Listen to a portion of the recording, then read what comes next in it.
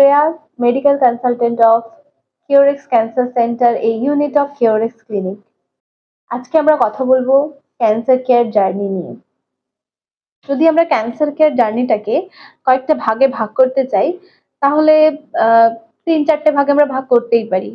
যেমন ধরুন, প্রথমে ডায়াগনোসিস, তারপরে মেডিকেল চেকআপ, তারপর একটা লং টাইম ট্রিটমেন্ট প্রসিডিওর, তারপর একটা লাইফ টাইম ফলো আপ।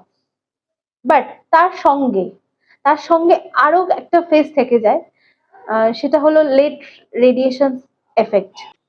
এখন প্রশ্ন হলো, আমি আপনাদের এই কথাগুলো কেন বলছি?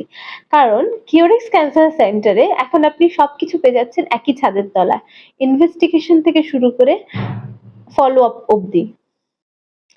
প্রথমে আসি ডায়াগনোসিসের কথায়। আর্লি ডিটেকশন, প্রপার ডায়াগনোসিস সবসময় কিন্তু আপনার ট্রিটমেন্ট প্রসিডিওরটাকে আরো ফাস্টার করে, এবং কিউরেক্স ক্যান্সার সেন্টারে কিন্তু আপনি ডায়াগনোসিসের সমস্ত রকম সুযোগ পেয়ে যাচ্ছেন। তারপরে আসি মেডিকেল চেকআপের কথায়।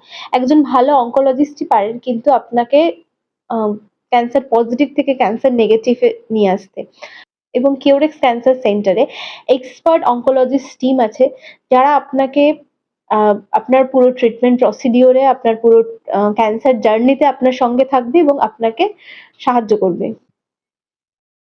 তারপরে আসি ট্রিটমেন্টের কথা। ডিটেকশন হয়ে গেল, এবার ট্রিটমেন্ট প্রসিডিওর শুরু। ট্রিটমেন্ট মানে আপনার medicine, chemo, radiation, immune therapy, কিছু পেশেন্টের ক্ষেত্রে সার্জারি। যদি আপনার ট্রিটমেন্ট প্রসিডিওরটা সব প্রপার থাকে, কারেক্ট থাকে, তাহলে কিন্তু আপনি নিজেকে খুব সহজেই ক্যান্সার পজিটিভ থেকে আপনি নিজেকে ক্যান্সার নেগেটিভ করিয়ে নিতে পারবেন। এবং তারপরে আসে ফলো আপ। যখনই আপনার ক্যান্সারটা নেগেটিভ চলে এলো বা আপনি ক্যান্সার মুক্ত হয়ে গেলেন, তারপরেই আসছে আপনার ফলো আপ। আপনাকে একটা লাইফ টাইম ফলো আপের মধ্যে থাকতে হবে, এবং ফলো আপটা খুবই দরকার এবং খুব ইম্পর্টেন্ট। কারণ ফলো আপের মধ্যে থাকলে যে ক্যান্সারটা আবার ফিরে আসার যে সম্ভাবনা থাকে, রিটার্ন আসার যে সম্ভাবনাটা থাকে, সেটা কিন্তু সেই সম্ভাবনাটা আর থাকে না।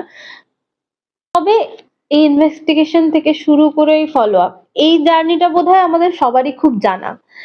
কিন্তু কিছু ক্ষেত্রে, কিছু স্পেসিফিক কিছু কেসেস ক্ষেত্রে এই গল্পটা একটু অন্যরকম হয়। তাদের ক্ষেত্রে এই পুরো জার্নিটার সাথে আরো একটা জার্নি অ্যাড হয়ে যায়, সেটা হচ্ছে লেট রেডিয়েশন এফেক্ট। কিছু জনের এই এফেক্টটা কয়েক সপ্তাহের মধ্যে এসে যায়, কিছু জনের এই এফেক্টটা আসতে কয়েক মাস লাগে, কিছু কিছু জনের আবার কয়েক বছরও লেগে যেতে পারে। ইভেন আপনার ৩ থেকে ৪ বছর পরেও সেই সমস্যাটা ফিরে আসতে পারে, বা এই এফেক্টের জন্য আপনার কিছু কিছু সমস্যা হতে পারে।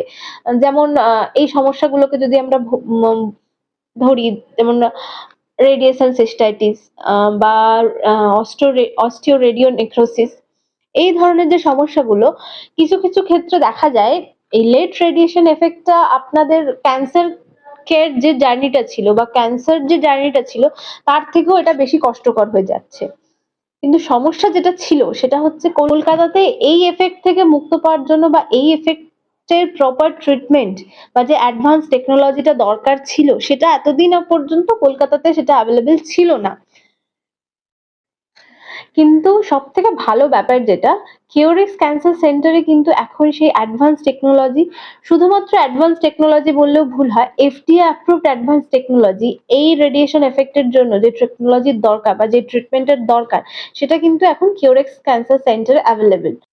তো কিউরেক্স ক্যান্সার সেন্টার শুধুমাত্র আর ফলো আপ অবধি যে আপনাদেরকে সাহায্য করতে পারে সেটা নয়, তারপরেও যে সমস্ত পেশেন্টরা আপনারা এই লেট রেডিয়েশন এফেক্টে ভুগছেন বা লেট রেডিয়েশন এফেক্টে কষ্ট পাচ্ছেন, তারা অবশ্যই আমাদের সঙ্গে যোগাযোগ করুন। আমরা কিন্তু আপনাদেরকে এখন কলকাতাতে বসেই সাহায্য করতে পারি, কলকাতাতে বসেই আপনাদেরকে সুস্থ করতে পারি। বিশদে জানতে স্ক্রিনে দেওয়া নম্বরে যোগাযোগ করুন, আমাদের ওয়েবসাইট ভিজিট করুন। নমস্কার।